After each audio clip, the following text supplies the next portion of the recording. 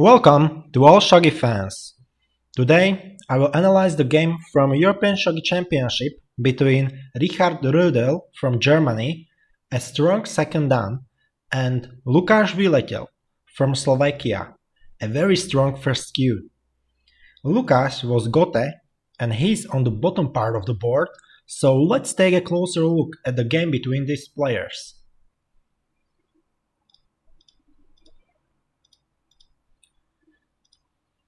Richard prefers to play chyba or fourth file rook, and Lukáš likes to use migi chicken against the fourth file rook, so the opening moves played by both parties are going to be quite natural. Natural means that you want to advance a silver general and then castle the king. However, since migi chicken is thought to be a strong formation against the fourth file rook, Richard will later decide for a rapid attack instead of a slow game. In fact, in the other game that Lukáš played at the European Championship, his opponent decided to play slowly and ultimately got into a worse position, though beating Lukáš in the end. I can quickly show you that game as well. Let me see. Yeah, it's here, already prepared.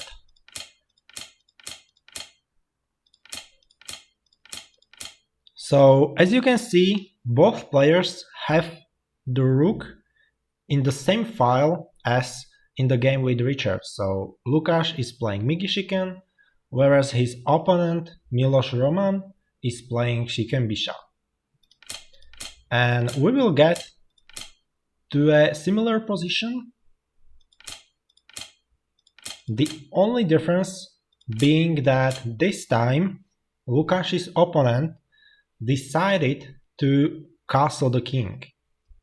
So in the game with Richard, the king stayed at the original position, but this time Miloš decided to castle in the Mino castle.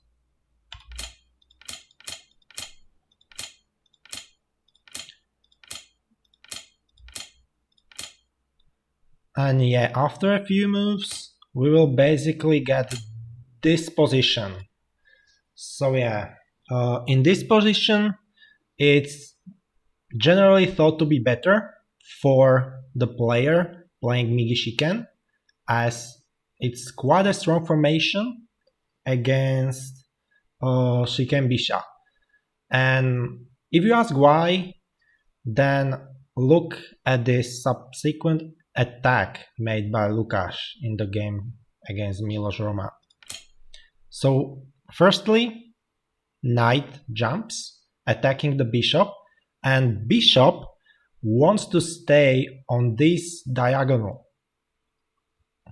because if you move here, let's say, then you will open up this diagonal. So suddenly Lukáš's bishop is going to be much stronger. So that's why the opponent decided to go back here with the bishop, and then Lukáš started the attack by pushing the pawn.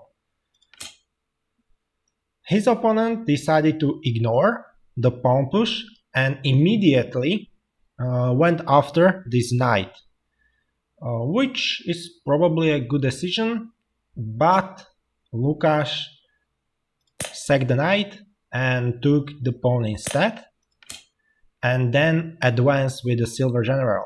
So we have silver exchange, then knight jump, kind of a weird move in my opinion. I think, yeah, engine doesn't like it as well. Then Lukáš went back, and we have the silver general drop in order to defend this like critical square 4-3. But it's already too late, because Lukáš can drop the silver, and after exchanging silvers there is a pawn drop, and here the best move is actually to take this gold general with the rook instead of a bishop, which was what actually Lukáš unfortunately did. And after this, it's going to be kind of an equal position because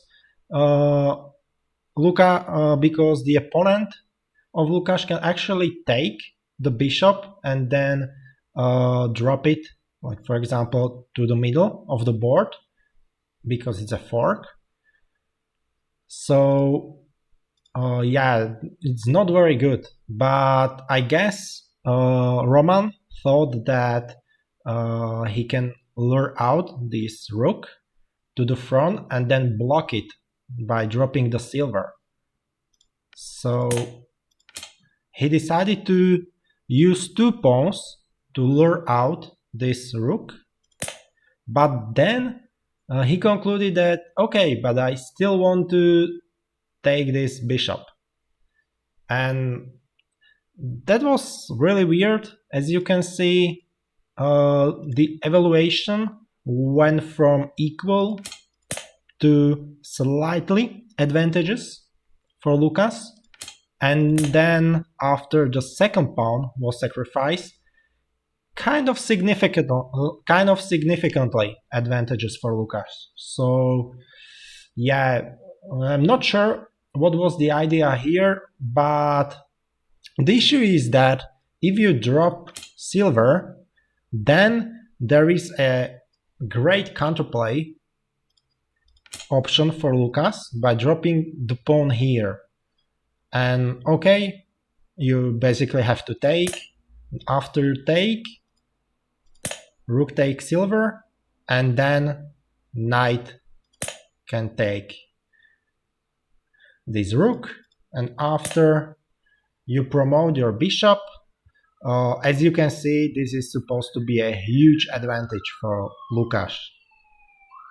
So that's why dropping the silver doesn't work, although yeah, even when I look at that position, my first instinct was to drop silver here in order to, because okay, if you drop the silver and if Lukáš decided to go back, then you can simply take this bishop and you are pretty much fine.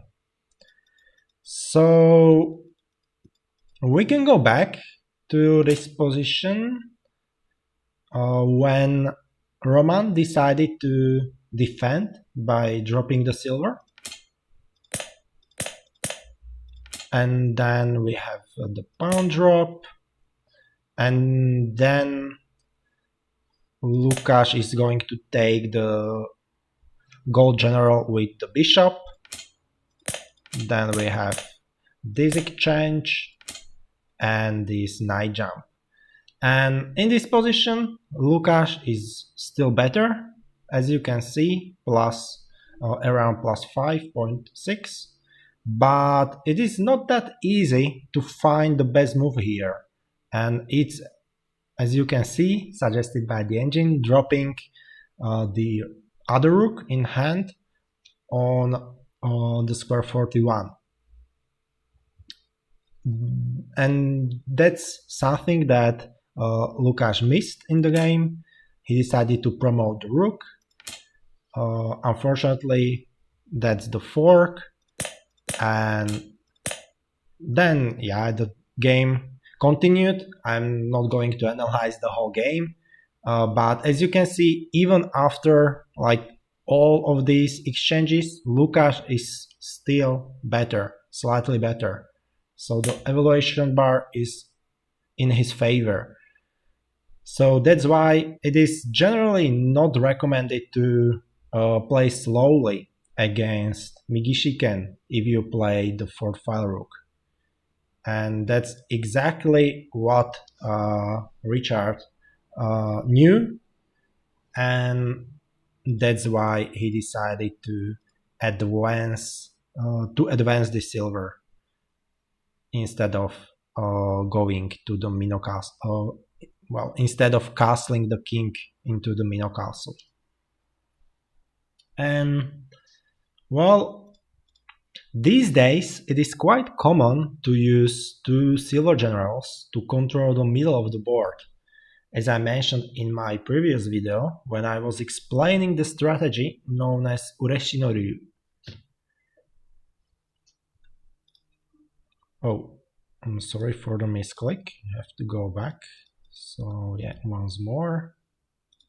And yeah, at this point, Richard decided to advance the pawn and then switch the rook into the 7th file, indirectly aiming at Lukáš's king. Lukáš calmly continued castling his king, which is completely fine, but it's kind of scary because it invites attack from Richard. So Richard dropped the pawn, creating a strong vantage point. And the best move in this position, as you can see, is to continue castling. Simply continue castling with a silver general, creating so-called Takamino castle. So you simply go up with this silver general. Unfortunately, Lukáš decided to attack and exchange silvers, which was the first major mistake, as Richard can now sack the pawn and drop the silver on the square 34. The best move here was actually to abandon the gold and to run to the edge with the king.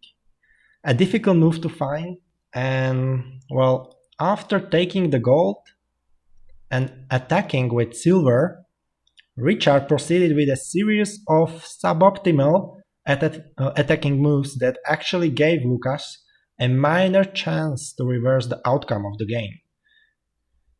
So yeah, this pawn drop was not very effective, to be honest. Then we have this gold drop, once again not the best move. Then the silver promotes and we have a pawn drop. And after that, Richard decided to take the knight with the gold general, trying to break into the Lukáš's territory, free up his rook. And in this crucial position, Lukáš made another mistake by allowing his opponent to take the bishop. And after that, the position was completely lost. So before we get to the endgame, let's see how Lukáš could have defended this tough position.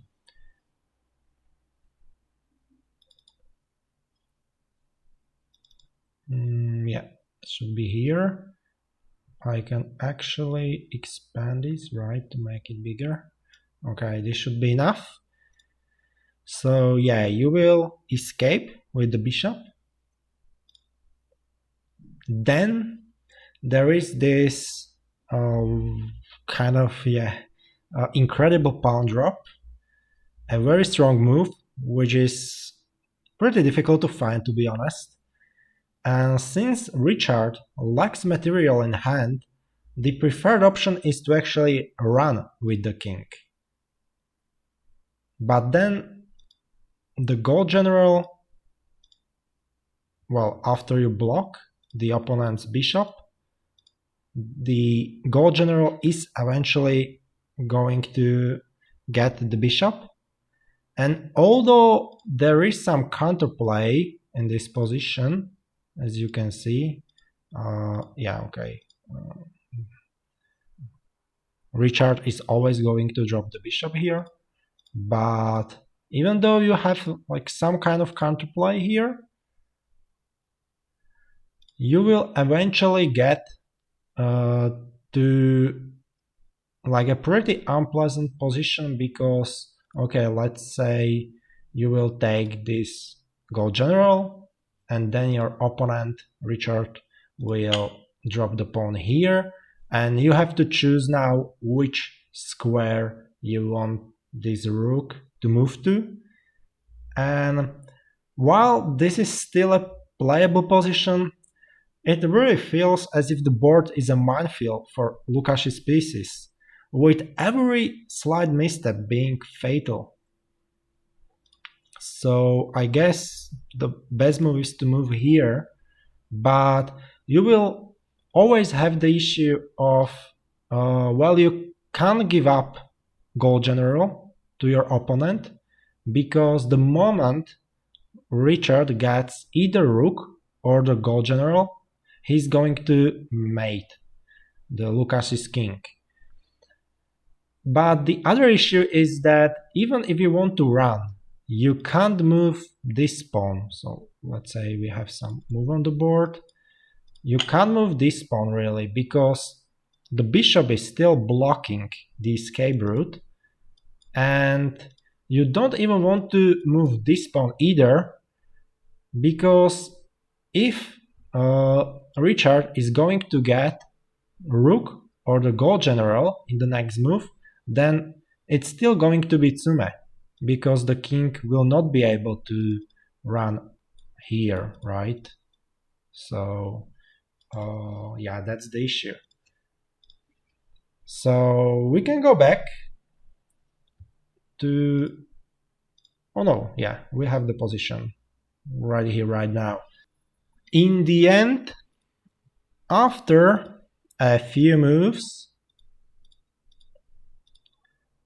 Lukáš's king ended up alone, and after dropping the rook and king running away to square 6-2, there is a tsume, so Lukáš resigned.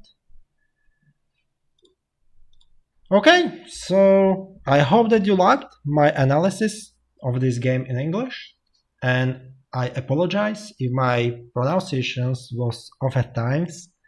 I will definitely make a few videos commented in English in the future, but the next couple of videos are going to be once again in the Slovak language. Take care, and remember, the bishop is trash.